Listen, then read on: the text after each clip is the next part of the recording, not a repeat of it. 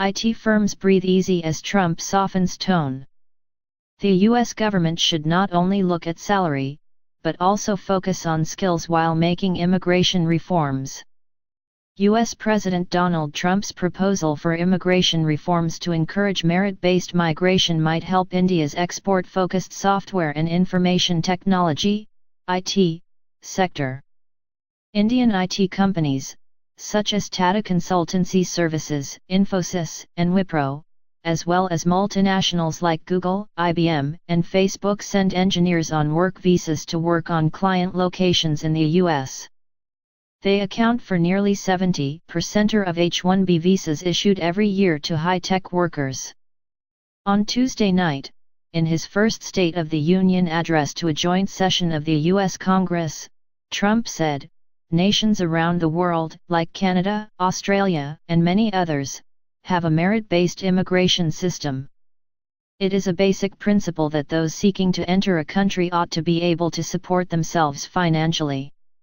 He also said, switching away from this current system of lower-skilled immigration, and instead adopting a merit-based system, will have many benefits. It will raise workers' wages, and help struggling families, including immigrant families, enter the middle class. During his election campaign last year, Trump had called for tougher immigration laws for technology companies, and had threatened to impose taxes on companies that moved work offshore.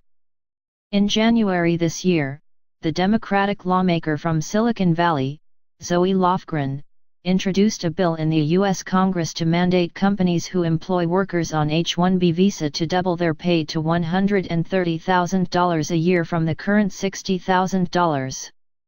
Since then, India has been aggressively lobbying with the U.S. government for a free movement of technical talent. The National Association of Software and Services Companies, NASSCOM, the trade association of Indian IT firms, has said outsourcing helps generate 50,000 jobs in the U.S. and about $20 billion in taxes. It also pointed the U.S. might face a shortage of over 1 million software engineers in the next few years. Responding to Trump's statement, NASSCOM chairman and Tech Mahindra chief executive officer C.P. Gurnani on Wednesday said, he, Trump, is open for highly skilled workers and he has been consistent on this. Analysts said the U.S. government realized challenges in getting high-skilled workers while undertaking immigration reform. This goes to show Trump's administration has realized how deep-rooted the matter is. It should not only look at salary, but should focus on skills while making any immigration reform, said Sanjit Virgagia, chief executive, Greyhound Research.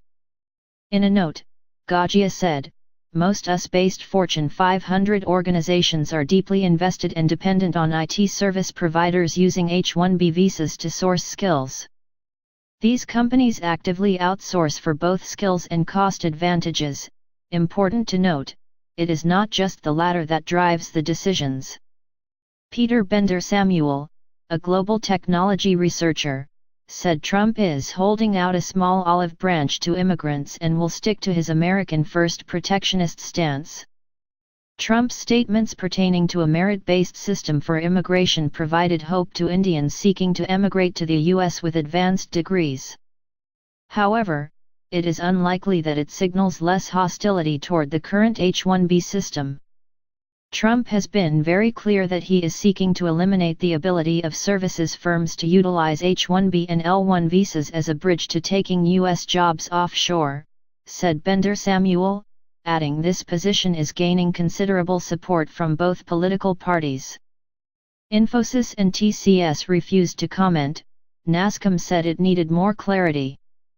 IT firms were also worried about the possibility of increasing minimum wages for workers on H-1B visas, as it might impact their short-term margins by 5 to 10%, adding to the sector's hardships because of a shift to digital technology.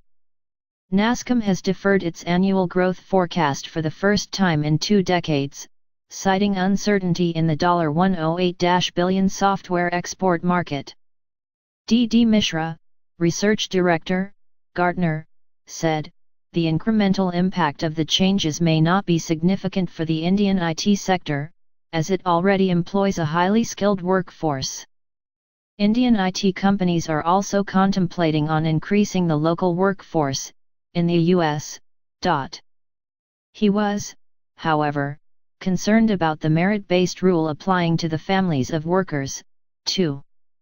It is an additional concern, expected to make US jobs less lucrative, said Mishra, adding such a system might prove to be a hurdle in employing and retaining talent, and, in turn, delivering services.